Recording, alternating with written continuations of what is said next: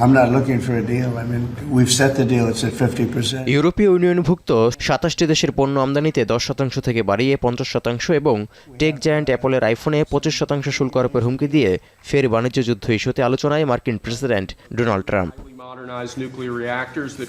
এরপরই পতন দেখা দেয় যুক্তরাষ্ট্র ও ইউরোপীয় পুঁজিবাজারে। দুশ্চিন্তায় পড়েন মার্কিন আমদানিকারক ও ইউরোপের রপ্তানিকারকরা। এই অবস্থায় EU president Ursula von der লেয়েনের অনুরোধে ৫০% শুল্ক আরোপের সিদ্ধান্ত ১ জুনের পরিবর্তে ৯ জুলাই পর্যন্ত স্থগিত রাখতে সম্মত হয়েছেন মার্কিন প্রেসিডেন্ট।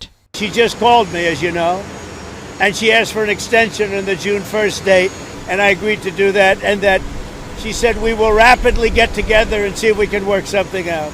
আমদানি নির্ভরতা কমিয়ে যুক্তরাষ্ট্রকে উৎপাদনক্ষম রাষ্ট্রে রূপ দিতে পারস্পরিক শুল্ক আরোপ নীতির পথে হাঁটছে ট্রাম্প প্রশাসন। তবে সম্প্রতি ট্রেজারি সেক্রেটারি স্কট বেসেন্ট বলেন, টেক্সটাইল পণ্য উৎপাদন ফিরিয়ে আনতে আগ্রহী নয় যুক্তরাষ্ট্র। বিষয়টি নিয়ে গণমাধ্যমের এক প্রশ্নের জবাবে ট্রাম্পও বলেন, টেক্সটাইল নয়, কম্পিউটার, চিপ এবং ট্যাঙ্কের মতো বড় জিনিসপত্র উৎপাদনে গুরুত্ব দিচ্ছে তারা। I tend to agree. We're not looking to make sneakers and T-shirts, and we want to make military equipment. We want to make big things. We want to do the AI thing with the computers and the many elements. এমন খায়েশ থেকেই সম্প্রতি tech giant অ্যাপলকে target করেন Trump. কারণ চীনের উপর ৫৪% মার্কিন শুল্কের জেরে সেখান থেকে সরিয়ে ভারতে আইফোনের উৎপাদন বাড়ানোর পদক্ষেপ নেয় অ্যাপল। এই অবস্থায় যুক্তরাষ্ট্রে কারখানা না বাড়ালে অ্যাপলের পণ্যে ২৫% শুল্ক আরোপের হুমকি দেন ট্রাম্প।